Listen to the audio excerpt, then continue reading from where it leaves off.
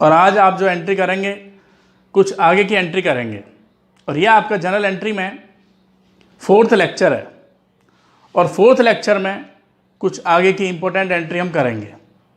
तो आज entry number करते हैं यहाँ पर 49।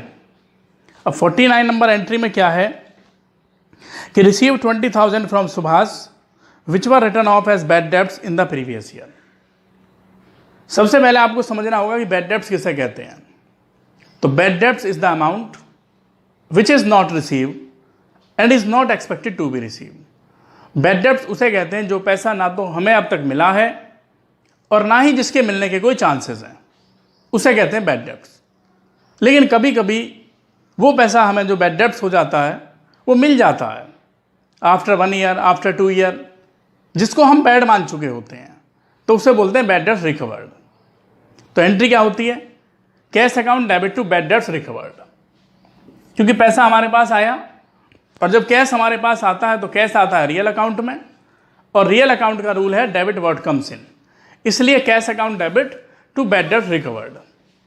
सेकेंड एंट्री है सैलरी ड्यू टू क्लर्क 50,000, कि क्लर्क को सैलरी पे करनी है 50,000, और ये क्या आउटस्टैंडिंग है। आउटस्टैंडिंग किसे कहते हैं कि जो सैलरी हमें अभी पे करनी है, जो हमने पे नहीं की, उसे बोलते हैं आउटस्टैंडिंग सैलरी। तो एंट्री होती है salary account debit to outstanding salary, क्योंकि पे तो करना ही है, तो सैलरी हमारे लिए एक्सपेंसेस है और आउटस्टैंडिंग सैलरी हमारे लिए लायबिलिटी है, और लायबिलिटी क्या होता है? क्रेडिट। नेक्स्ट है out of the rent paid this year 10,000 is related to next year. हमने रेंट का पे किया, उसमें से 10,000 रुपये नेक्स्ट ईयर से रिलेटेड थे। इट मीन्स ये प्रीपेड रेंट है। और प्रीपेड किसे कहते हैं? जिस एक्सपेंसेस को हम एडवांस में पहले ही पे कर देते हैं उसे बोलते हैं प्रीपेड एक्सपेंसेस। तो यहाँ पे होगा prepaid rent account debit to rent account. Next entry है provide 10% depreciation on furniture costing 50,000। सबसे पहले आपको समझना होगा यहाँ पे डेप्रीसिएशन किसे कहते हैं। डेप्रीसिएशन कहते हैं किसी भी फिक्स्ड एसेट्स के प्राइस में जो कमी आती है उसे डेप्रीसिएशन कहते हैं। और डेप्रीसिएशन जो चार्ज होता है वो फिक्स्ड एसेट्स पर चार्ज होता है, जैसे बिल्डिंग, मशीनरी, फर्नीचर, प्लांट, इन पर डेप्रीसिएशन चार्ज होता है। अब फिक्स्ड एसेट्स क्या होते हैं? एसेट्स डेबिट होता है, उस पर डेप्रीसिएशन चार्ज हुआ, इट मीन्स उसकी वैल्यू कम हो गई। फॉर एग्जांपल जैसे कि मान लीजिए मशीनरी पहले 2 लाख की थी और 1 साल बाद वो मशीनरी 1,80,000 की रह गई, तो उस पर कितने रुपए कम हो गए? 20,000 रुपये। तो वो 20,000 रुपये डेप्रीसिएशन है। और डेप्रीसिएशन की फिर एंट्री क्या बनती है? Depreciation account debit to furniture, क्योंकि फर्नीचर एसेट्स है, डेबिट होता है, कम हो गया तो इसलिए क्रेडिट कर देंगे। और डेबिट क्या होगा? डेप्रीसिएशन, क्योंकि डेप्रीसिएशन हमारे लिए एक एक्सपेंसेस है। और ये करेंगे आप डेप्रीसिएशन 50,000 का 10%। तो जो 50,000 है इसका 10% मीन्स 5,000 डेप आ गया। नेक्स्ट पॉइंट है provide 12% interest on capital amount 10 lakh. Interest on capital आपको करना होगा 10 लाख का 12%, जो आता है 1,20,000। अब कैपिटल किसे कहते हैं? प्रोप्राइटर बिजनेस में जो मनी इन्वेस्ट करता है, जो पैसे लगाता है, उसे कैपिटल कहते हैं। और उस कैपिटल पर जो इंटरेस्ट दिया जाता है वो इंटरेस्ट कौन देता है? बिजनेस। अब बिजनेस के लिए इंटरेस्ट क्या है? एक्सपेंसेस, और एक्सपेंसेस को हम क्या करते हैं? डेबिट। तो interest on capital debit to capital, यानी कि 1,20,000। नेक्स्ट आता है charge interest on drawings 8,000। Interest on drawings किसे कहते हैं? सबसे पहले तो ये कि ड्राइंग्स क्या होता है? ड्राइंग्स होता है जब प्रोप्राइटर अपने पर्सनल यूज़ के लिए अमाउंट विड्रॉ करता है तो उसे ड्राइंग्स बोलते हैं। और उसमें आप क्या करेंगे? अब ड्राइंग्स क्या है? इंटरेस्ट ऑन ड्राइंग्स जो है वो बिजनेस के लिए इनकम है और प्रोप्राइटर के लिए एक्सपेंसेस है। तो इसमें हम क्या करेंगे? Drawings account debit to interest on drawings. इसके बाद बच्चों नेक्स्ट एंट्री आती है आपकी, नेक्स्ट नंबर एंट्री कि purchase goods for 140 in all, out of which half the goods was sold on credit from mister Sudhir. कि हमने 1,40,000 का गुड्स परचेज किया, उसमें से हाफ क्रेडिट है तो हाफ कैश हुआ। तो क्या करेंगे, purchase account debit 140, half cash है, हाफ उधार है। तो यहां पे आपको क्या करना है, परचेज को डेबिट किया गया, क्योंकि नॉमिनल अकाउंट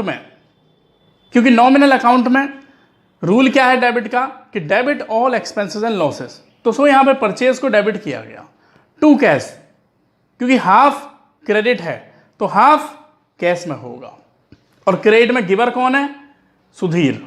तो ये आपने कर दिया। नेक्स्ट एंट्री आती है कि purchase building for 2 lakh and paid 2% brokerage on its purchase. Also incurred 24,000 on its registration.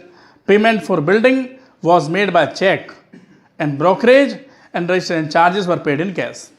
कि हमने यहाँ पर बिल्डिंग खरीदी और वो बिल्डिंग है 2 लाख रुपए की। उस 2 लाख पर 2% है आपका ब्रोकरेज, तो 2 लाख का 2%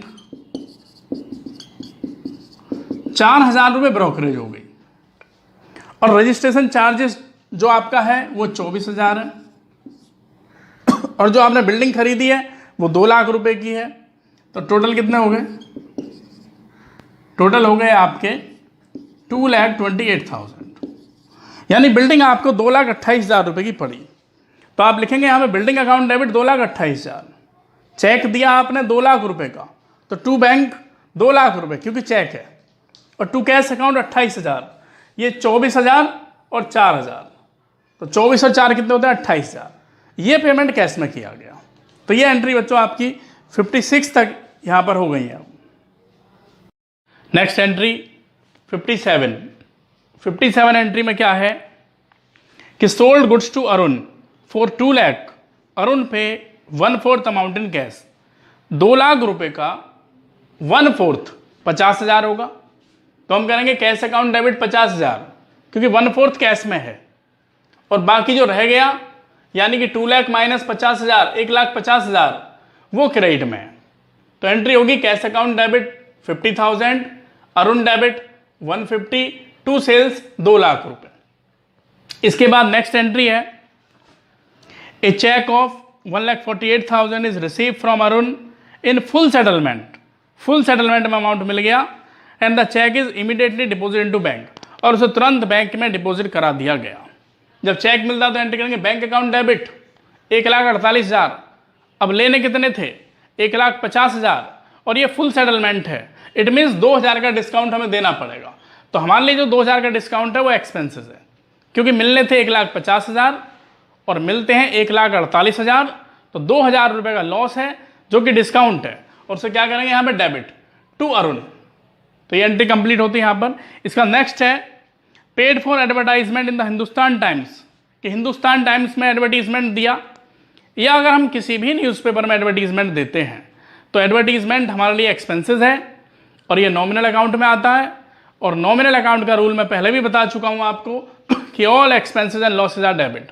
तो इसलिए advertisement account debit to cash, क्योंकि हमारे पास से कैश चला गया। इसके बाद नेक्स्ट एंट्री करेंगे आप, entry number 60, receive a cheque from Ravi, कि रवि से हमें चेक मिला 5450, अलाउड हम डिस्काउंट 150, और 150 रुपये का डिस्काउंट दिया गया। चेक को तुरंत बैंक में डिपॉजिट करा दिया। तो एंट्री क्या होगी, bank account debit discount account debit to Ravi, क्योंकि रवि से रुपए कितने मिलने थे 5600, और मिलते कितने हैं 5450, तो 150 का हो गया डिस्काउंट। ये एंट्री आपकी कंप्लीट हो गई। इसके बाद नेक्स्ट लिखा है आपका purchase machinery for 50,000 by cheque, कि हमने मशीनरी खरीदी 50,000 रुपये का चेक दिया, एंड इंस्टॉलेशन चार्जेस 2,500 कैश में दिए। इंस्टॉलेशन चार्जेस उसे कहते हैं मशीनरी को लाने ले जाने में जो भी खर्चा किया जाता है उसके लगाने में, उसे कहते हैं इंस्टॉलेशन चार्जेस। तो उसमें आप एंट्री करेंगे machinery account debit to bank, क्योंकि 50,000 रुपये का चेक दिया है, और बाकी जो अमाउंट है 2,500 वो हमने कैश में दी है। इसके बाद नेक्स्ट एंट्री आती है 62, यहाँ लिखा है कि purchase goods from 1 lakh from Ajay, 1 lakh रुपए का गुड्स हमने अजय से खरीदा। तो सबसे पहले एंट्री कर दो आप purchase account debit to Ajay 1 lakh रुपए, और वही गुड्स अजय ने सप्लाई कर दिया विजय को 1,20,000 का, मीन्स उसने सेल कर दिया। किसको सेल किया, विजय को। तो विजय डेबिट टू सेल, अब विजय कौन है यहाँ पे? रिसीवर। और पर्सनल अकाउंट में रिसीवर को हम क्या करते हैं? डेबिट। और सेल यहाँ क्रेडिट है, क्योंकि नॉमिनल अकाउंट में जो भी इनकम होती है उन सबको क्रेडिट किया जाता है। तो आपकी एंट्री कंप्लीट होती है 62 तक। नेक्स्ट एंट्री करते हैं, एंट्री नंबर 63। और 63 में लिखा हुआ है purchase machinery for 20,000 and paid 200 for its carries. हमने मशीनरी खरीदी और उस पर 200 रुपये कैरीज के देने पड़े, तो टोटल हो जाते हैं 20,200, यानी कि machinery account debit to cash 20,200। Next है receive a cheque of 4850 from X in full settlement of his account 5,000, cheque was immediately deposited to bank. मतलब 4850 रुपये हमें फुल सेटलमेंट में रिसीव हुए और मिलने थे 5,000, जिसको हमने तुरंत बैंक में डिपॉजिट करा दिया। तो एंट्री हो जाएगी बच्चों bank account debit, discount account debit to X. क्योंकि मिलने कितने रुपए थे? आपको रुपए मिलने थे 5,000 और मिले कितने? 4850। तो डिस्काउंट कितने का हो गया? 150 का, यानी 150 हमारे लिए लॉस है, तो इसलिए इसको किया जाएगा डेबिट। नेक्स्ट एंट्री आती है, इंपोर्टेंट एंट्री, ध्यान देंगे इस पर। Receive by cheque a first and final payment of 60 पैसे in a from Y who orders 10,000। हमें वाई से 10,000 रुपये लेने थे और उससे मिले कितने? 60%, यानी कि 6,000 रुपये मिल गए। और बाकी कितने रुपए नहीं मिले? 4,000 रुपये हमें मिले नहीं। 6,000 मिल गए, 4,000 मिले नहीं। तो जो 6,000 रुपये मिल गए उसे आप करेंगे बैंक अकाउंट डेबिट, और जो नहीं मिला वो bad debts account debit to Y. किससे आए रुपये हमें? वाई से। और वाई किस में आता है? पर्सनल अकाउंट में। और पर्सनल अकाउंट में क्रेडिट का रूल क्या है? Credit the giver. Next entry आती है, goods costing 20,000 sold to Manoj at a profit 20% on cost less 10% trade discount. अब कॉस्टिंग है बच्चों यहाँ पे 20,000, 20,000 है, प्रॉफिट है 20%, तो 20% होगा 4,000, 20,000 का 20% 4,000, टोटल हो गए 24,000। और इस पर जो TD है means trade discount, trade discount दिया है यहाँ पर 10%, तो ये 10% करेंगे, इसका 2,400 आएगा, तो 21,600 रुपये। आप इसे कर देंगे यहाँ पर 21,600, यानी मनोज डेबिट टू सेल, क्योंकि हमने सेल किया। किसको सेल किया? मनोज को। रिसीवर कौन है? मनोज। और पर्सनल अकाउंट में आता है ये, इसलिए debit the receiver means Manoj debit to sales, और सेल आता है आपके नॉमिनल अकाउंट में। इसके बाद नेक्स्ट एंट्री आती है आपकी 67 कि proprietor withdraw for personal use cash 20,000 and goods 10,000। तो प्रोप्राइटर ने विड्रॉ किया, यानी ऑनर ने विड्रॉ किया, तो उसे हम कहते हैं ड्राइंग्स, क्योंकि प्रोप्राइटर ने विड्रॉ किया। तो drawings account debit to cash, cash में कितना विड्रॉ किया? 20,000, गुड्स में कितना विड्रॉ किया? 10,000। किस नाम से लिखेंगे? परचेज के नेम से। उसके बाद नेक्स्ट है goods for 50,000 were given away as charity, sale price 60,000। देखो 50,000 का गुड्स हमने चैरिटी में दे दिया, जबकि सेल प्राइस 60,000 है, तो सेल का तो कोई मतलब यहाँ रह नहीं जाता, क्योंकि हम यहाँ चैरिटी कर रहे हैं, सेल नहीं कर रहे। तो जो कॉस्टिंग है वही प्राइस आएगा, यानी कि 50,000। तो आप लिखेंगे charity debit to purchase. Charity में दिया, चैरिटी एक्सपेंसेस है, चैरिटी में दिया, चैरिटी एक्सपेंसेस है, और यह आपके नॉमिनल अकाउंट में आता है। और नॉमिनल अकाउंट का रूल है debit all expenses and losses, तो so charity account debit to purchase. इसके बाद नेक्स्ट है goods worth 25,000 were distributed as free sample.